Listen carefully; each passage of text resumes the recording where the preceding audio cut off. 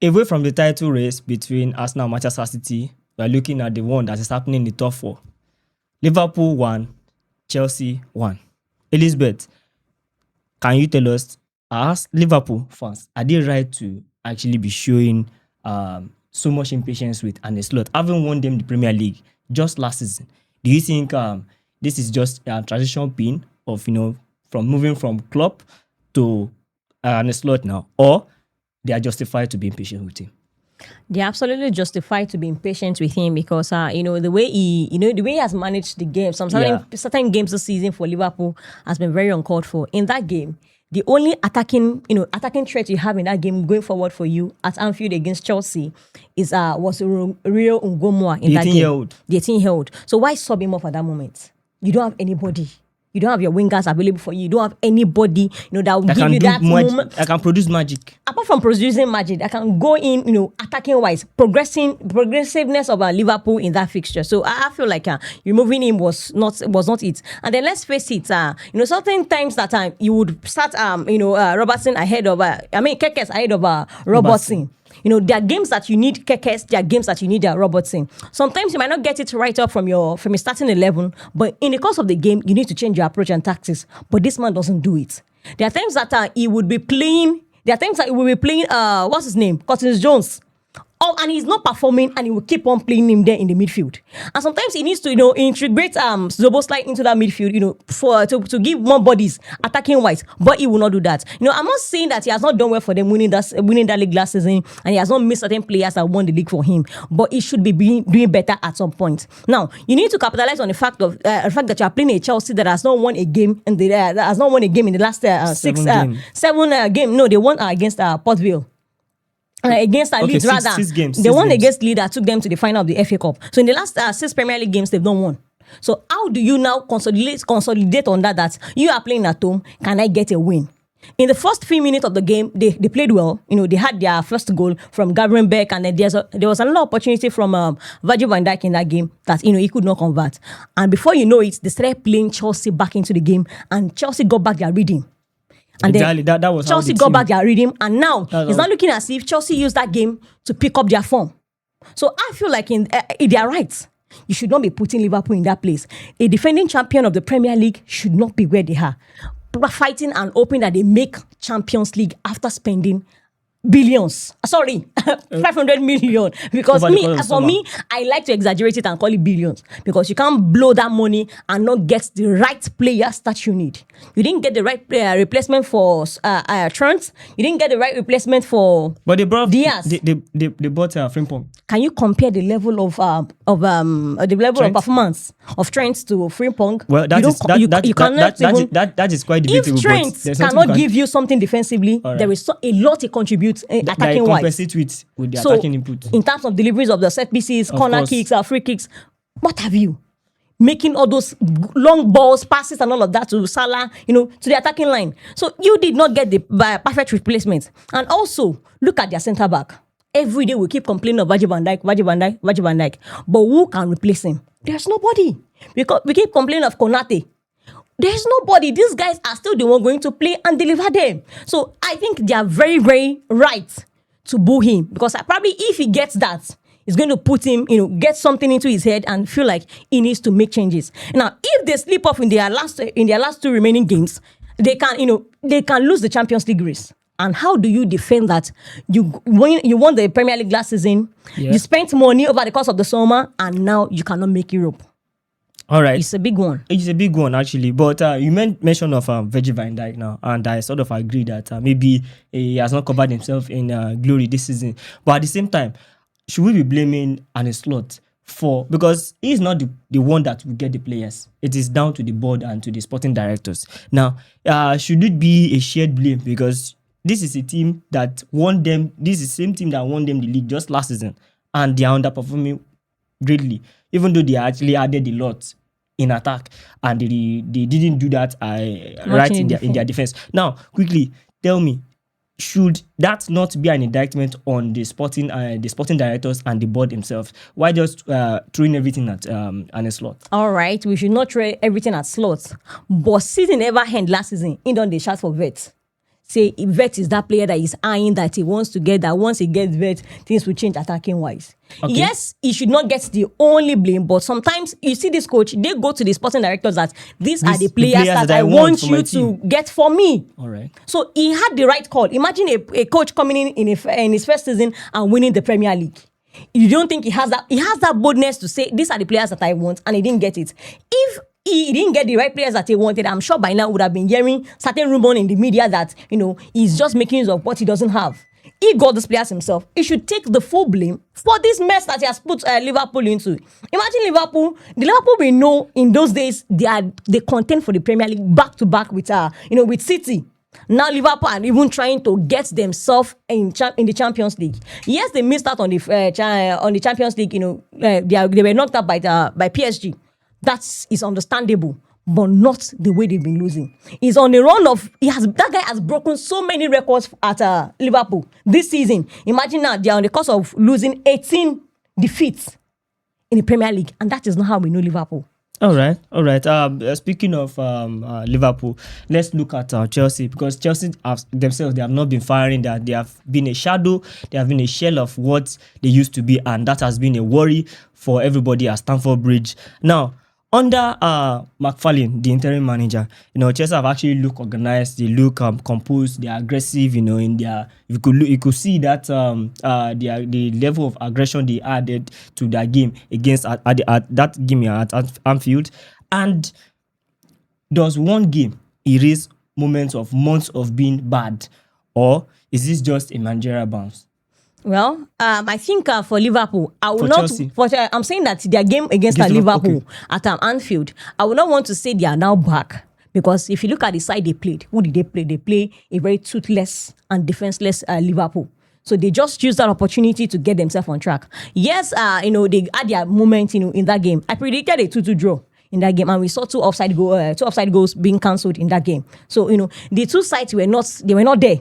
But for Chelsea right now, it's a good moment if they can capitalize on it, and then in their remaining two games, get those wins. They might get a shot at an European competition come next season. It can only get better. And a massive kudos to Enzo Fernandez. He's one player that I fancy from Chelsea, because he's now on 20 goals contribution for Chelsea this season, after that goal against Liverpool. So that guy has been very instrumental for Chelsea. That when he had that media, all of that brouhaha with Chelsea, I keep saying it on this table that this guy is who they need, because it's that man that wants to fight for the badge until the very end, and he displayed that performance away from home at Anfield. So it can only get better. Now, as for McFarlane, he has nothing to lose. He's just an interim manager.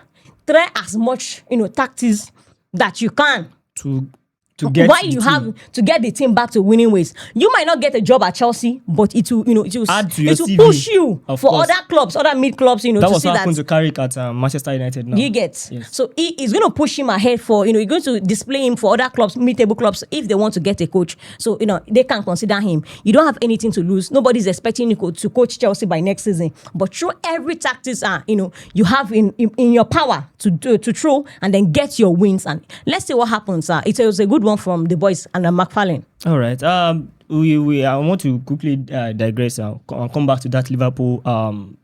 Then when Arne Slot substituted of Rion Gomoa, there was quite a lot of boo from the Liverpool fans. They were not happy and all of that. Now, what do you make of that? What are they trying to tell us? Because it's looking like they are not happy with their manager, removing that youngster. And the manager in his presser said it was not down to him. It was down to God that he was complaining of something in his hamstring or something. So it was more of a precautionary sub. It was subbed up, to avert any sort of injury. So what do you make of that? Those that are having dissenting behavior towards their manager. See, for Arne Slot right now, he deserves everything he's getting from Liverpool. Are you sure? Yes, he deserves it. He deserves every for a manager that won them the league just last season. How did he win the league? He won the league with what he met, the formation he met. Let's not forget that seasons ago, Liverpool they were contesting for the Premier League. They dropped off. Mid-season. They were contesting for the Premier League with Arsenal and then City. Before City took over and all of that, and that happened. So that team is naturally a title contending team. All right. When you have Luis Diaz, I agree with 100%. Salah, yes. Rest in peace, Diego Jota, Trent.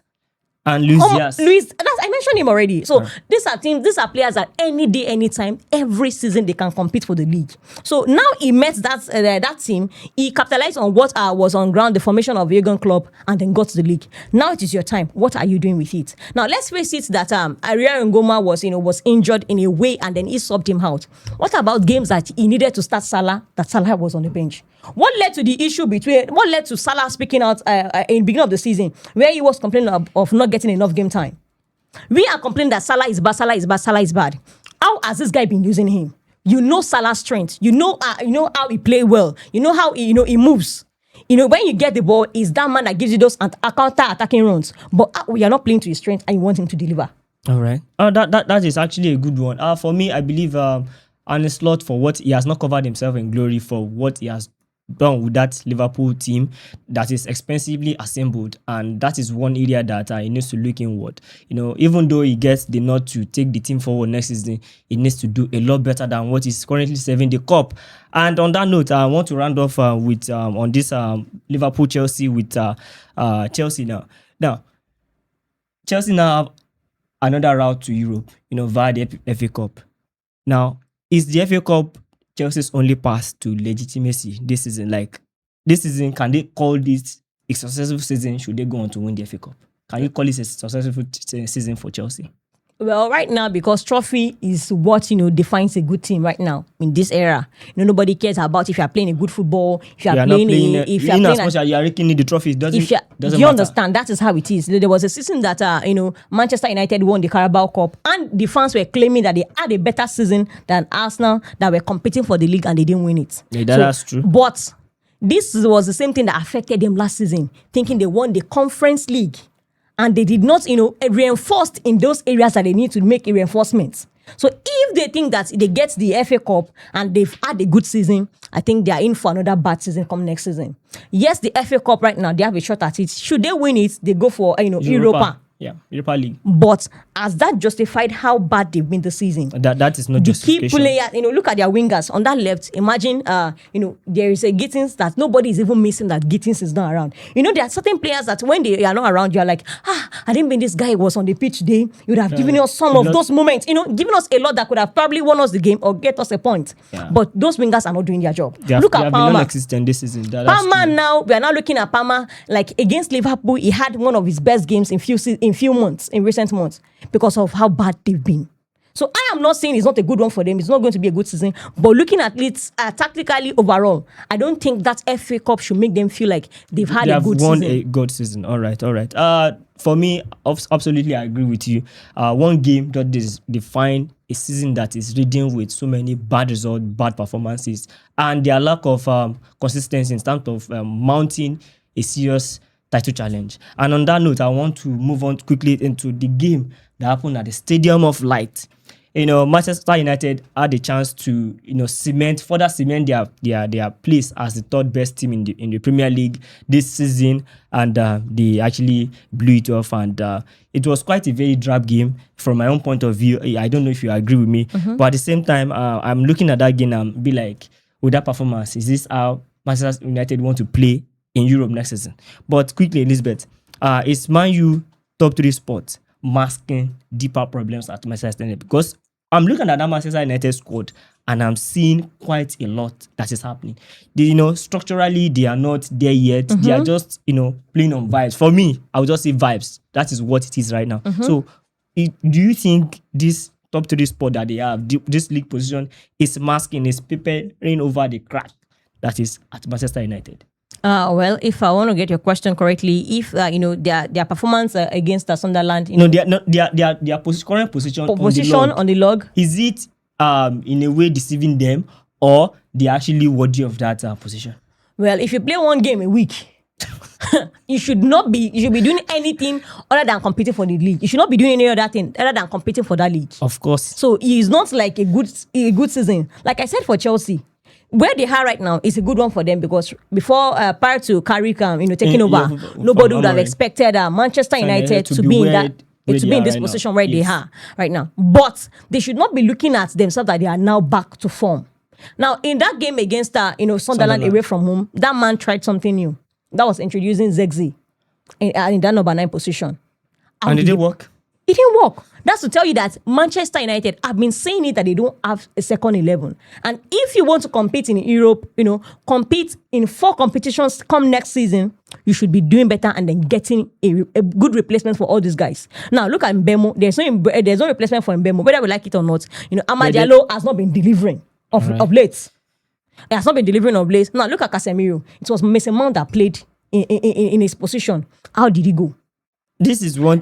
I want in Elizabeth before you continue. Sorry, for a team that had just one shot on target, a Stadium of Light. Stadium of Light. That is actually an embarrassing for a team of Manchester United. I said it in the preview. So that is one. If Nottingham Forest beats them, doesn't mean that you will go to Stadium of Light and go and trash them. That stadium is like a fortress for a Sunderland side, because how many teams have gone there to get wins? To actually get results. That Nottingham Forest loss was just a one-off. This is football; it can happen. You don't go there and expect you to get a win. Now, I think the only reason why Carrick did all of that was just because he's trying to integrate other players into the team. Because they are already qualified. They are qualified for Champions League. And how do you get these players to play? How do you get them to integrate and then try other approach? Because sometimes that approach that you have might not favor you in games. What can you do next? And then bring in other players. So I think that was what he did. But overall, they didn't do well. That game was very boring for me. Very, very boring. All right. Lastly, there's not a lot of talking point from that game. So for me, but one thing that I saw that I think was actually outstanding about this Manchester United side is this guy, Sen Lamens. Mm-hmm. Now, Elizabeth, is Sen Lamens now United's most important player? Because his performance against Sunderland that game was actually brilliant. It was something that we never, I never saw coming. And if your goalkeeper is your best player in any game, it means your team is not doing well. And do you think he's the most important player at Manchester United at this point of the season?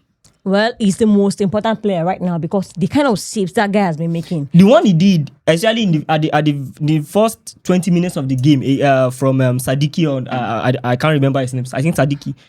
It was brilliant. That should have been a goal. He made about 2 or 3 point blank saves in that game. Like I said, when some people were saying that guy, comparing him with Onana, I said this guy, come next season, it can only get better for him. I think it's better than Onana. Is it that their defense is shaky? That their defense is sort of way open. But it is that man that has been joining them, getting important save and keeping them in game. He's not as good as Raya, but is that man for United that is very, very important. Just like Raya is, coming up for Arsenal. He has been coming up for Manchester United. Let me now bust your bubble. Yeah.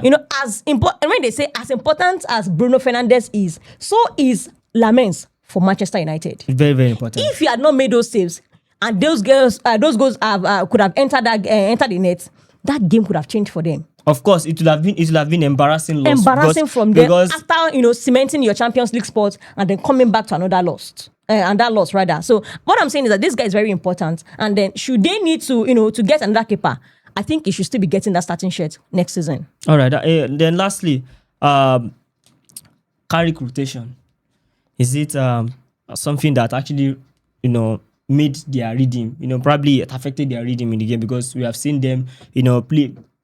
Not the best, but at least they played better than they did against Sunderland. So do you think having those fringe players, starting that game, playing the large chunk of that game, has it in any way affected their rhythm in that game? Yeah, it affected their rhythm, absolutely. When you don't have those regular players play all the time and you just throw them in, to not just even as a substitute to start the game. It affected the way they play, but I think it's needed. So has to be able to try other approach should in case your tactics is not going well for you. All right, that is all from us on Manchester United versus Sunderland, Chelsea going up against Liverpool, and it is what it is. Mm-hmm. Liverpool fluffed the chance of going 3 points, behind Manchester United prior to Manchester United playing against Sunderland, and they botched that one too. So Chelsea have the opportunity to make that FA Cup. They win, they go into Europe and make the season more or less a shamble of a season into something that we can still, they can still celebrate something about. And that is that on the cap and rant at Score City. Please do well to follow us on our social media platform at Score City NG on YouTube. Subscribe and turn on the notification bell to get notifications about videos like this coming up on your timeline. Thank you, Mide. Elizabeth. It's a pleasure. We'll see you in the next one.